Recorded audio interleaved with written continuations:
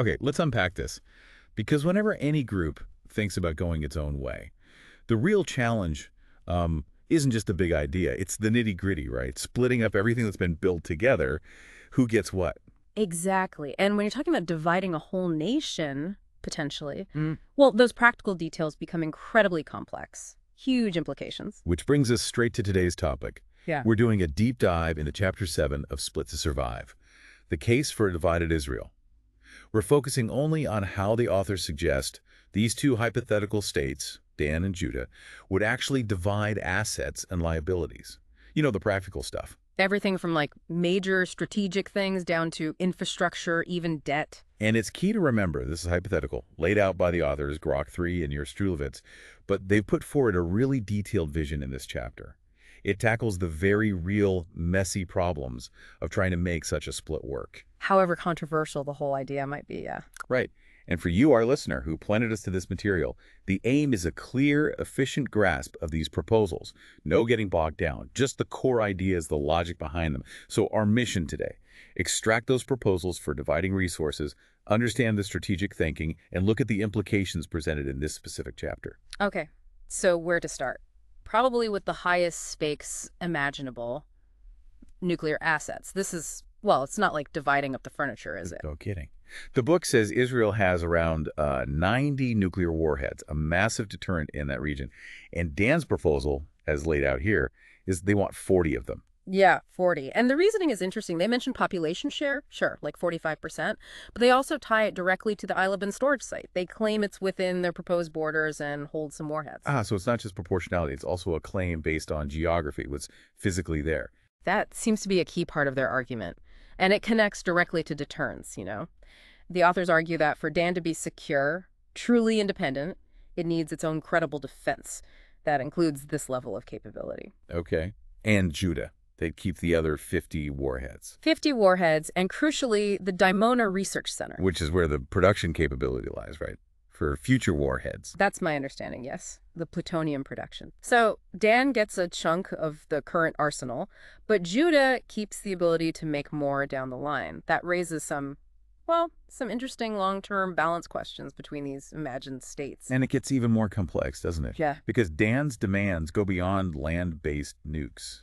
Submarines, too. Yes, the Dolphin-class submarines. They're seen as vital for a second strike capability. You know, the ability to hit back even after an attack. Makes sense. So Dan wants a piece of that, too. They specifically claim 2 of the 5 subs, the INS Dolphin and Leviathan, which are currently based in Haifa. Haifa would be in Dan's territory under this plan, so their rationale is tied to maintaining that deterrent from their own port. And Judah keeps the other 3, including the newest one, the INS Draken, based down in Ashdod. Correct. A slight numerical edge for Judah in subs.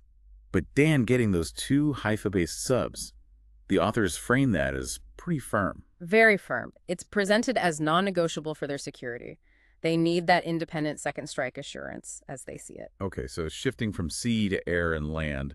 What about things like missiles, aircraft? Yeah, movable missiles like the Jericho, and aircraft specifically F-15s, F-16s at the Ramat David Air Base. The proposal is again for a proportional split, based on Dan's territory and population, aiming for roughly that 45% mark. So a bit more of a standard division for conventional hardware, seems like. It does seem more aligned with their population share, and Ramat David Air Base becomes Dan's main hub, housing those advanced jets that's strategically important for them. And then there are biological assets. From Ness Iona, that's included too. It is. Again, a proportional split proposed, even though Ness Iona would be in Judah. And interestingly, the text says Dan is ready to build its own facility if needed. Wow.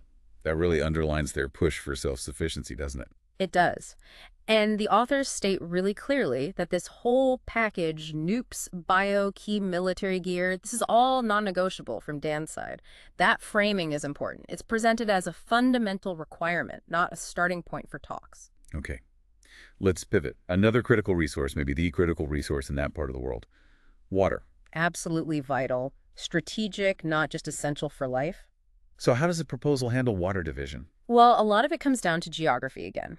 Dan is set to control the northern part of the national water carrier. That's the main pipe from the Sea of Galilee. It just happens to run through their proposed territory and serves their main population areas. So control follows territory there. Seems logical for ensuring their supply. It's foundational for their viability, yeah.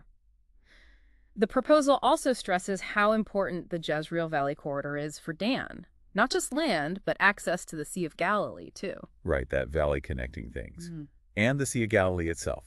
Shared access. Shared access is the idea. Dan from the west, Judah from the east. It acknowledges the lake is vital for both, so it implies they'd need to cooperate on managing it. And does the book suggest how?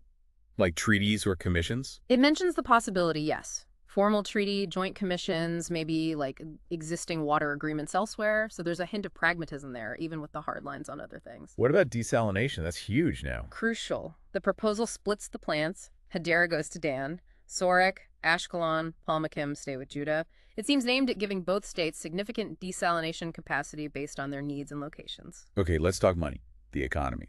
Any state needs a functioning financial system. Definitely. And here the proposal gets quite innovative. They suggest something called the Dan Digital Shekel, the DDS. DDS. Okay, what is that exactly? It's proposed as a blockchain-based central bank digital currency, a CBDC. They actually draw inspiration from the Bahamas Sand Dollar project. A state-backed crypto, basically. Using blockchain. What's the thinking there? Stability, security. Both, really. First, stability. They propose pegging the DDS to a basket of stable currencies, US dollar, euro, Swiss franc. That's meant to anchor Dan's economy, especially early on, prevent wild swings. Makes sense for a new state. And the blockchain part. Security is a big one. Blockchain offers strong protection for transactions, helps against cyber threats. But they also see broader uses. Digital IDs, tracking supply chains, using tech for efficient, transparent governance. So it's more than just money. It's like a foundational digital infrastructure. That seems to be the vision, yes. Fits with the sort of secular, tech-focused image the authors paint for Dan. They also mention wanting to keep existing export markets, aiming for economic continuity. We covered nukes, water, the digital shekel. Let's circle back quickly to conventional military, ground forces, ports. Right. Ground forces, tanks, artillery, drones, again, a proportional split. Dan aiming for about 45%. But the text adds an interesting detail. Dan would prioritize getting the more modern systems within its share. Quality over quantity, perhaps. A focus on tech advantage. Seems like it. And ports, yes. Haifa, the major northern port, goes to Dan. That aligns with them getting the subs based there. Ashdod, the major southern port, goes to Judah. Okay, that fits geographically and strategically. What about basic infrastructure? Power, airports. Power stations are divided. Ort Rabin, a big one, to Dan. Rutenberg and Eshkol to Judah. The goal seems to be ensuring both have significant energy capacity. And airports. Ben Gurion is the main international one now. Ben Gurion stays with Judah under this plan. Dan's strategy would be to revive the Smud-Dov airport site in Tel Aviv and expand Haifa's airport. Probably reflects Dan's smaller territory and urban focus. Okay, one last crucial piece. Debt. National debt doesn't just disappear. No, it doesn't. The authors estimated at $150 billion. The proposal. Divide it based on projected GDP contributions. So who takes more? Dan. Because their economy is projected to be stronger, they'd take on 60% of the debt. Judah would take 40%. A bigger burden, but reflecting greater capacity to pay, theoretically. Exactly. It fits the narrative of Dan being the more economically powerful successor state. So we've gone through nukes, water, digital money, military hardware, infrastructure, debt. Quite a list. And that theme keeps coming up. Dan's demands being framed very assertively. Non-negotiable.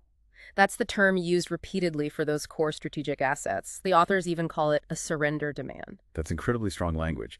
What's the justification given in the book for that stance? Is it explained? Yes, earlier chapters, which we haven't focused on today, build a case. They argue that the segment of the population envisioned forming ban feels it has historically contributed disproportionately, to Israel's economy and security, while feeling politically sidelined. So this firm stance on assets is presented as correcting that imbalance, establishing clear lines, securing what they see as absolutely essential without further compromise or what they perceive as past exploitation. Setting new terms, essentially. On what they see as a fairer foundation for them, yes. But it's also noted, isn't it, that even with these demands, Judah might actually end up with a larger overall share of some things. Land, maybe total conventional forces. That's an important nuance, yes.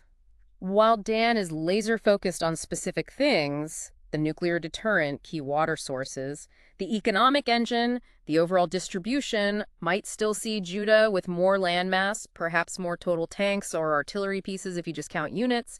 So maybe there's an attempt at some kind of broader balance, even while Dan digs in on its absolute core needs for survival and viability as they define it. Okay, so let's try and summarize this deep dive into Chapter 7.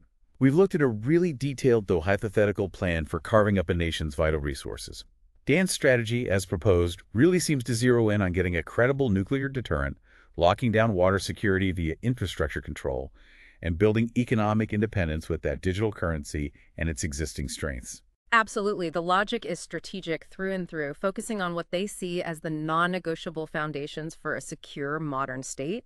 And that non-negotiable framing really highlights the author's conviction about how essential these elements are in their scenario. And for you, listening, hopefully this breakdown gives you that clear, concise understanding you were looking for.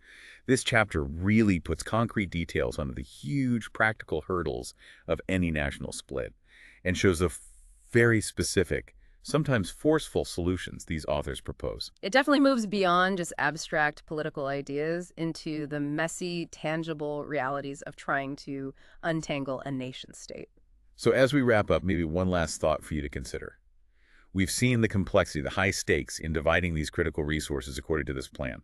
But looking beyond this specific chapter, what do you think would be the biggest real-world friction points? The major challenges in actually implementing something like this, even with a detailed plan. What complications might pop up that aren't even on this paper?